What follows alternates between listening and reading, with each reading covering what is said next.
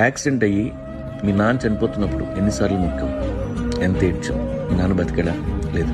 Tsunami వచ్చి అందరూ చచ్చిపోయారు, ఏ దేవుడైనా వచ్చాడా? లేదు.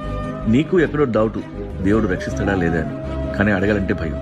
అడుగు, భయపడద్దు. నిన్ను చూడడానికి టెంపుల్కి వెళ్తుంటే లోయలో పడి బస్సులో అందరూ చచ్చిపోతుంటే నువ్వేం చేస్తావు అని అడుగు. 10 ఏళ్ల పిల్లని రేప్ చేస్తుంటే ఆ ఏడుపులు నీకు వినబడలేదా అని అడుగు.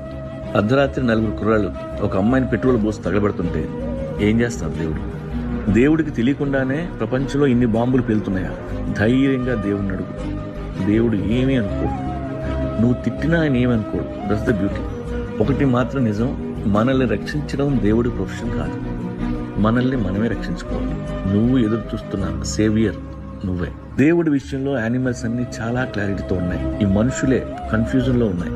ఇక్కడ కోడి గొంతు కోసినా దేవుడు రాడు, నీ గొంతు కోసినా దేవుడు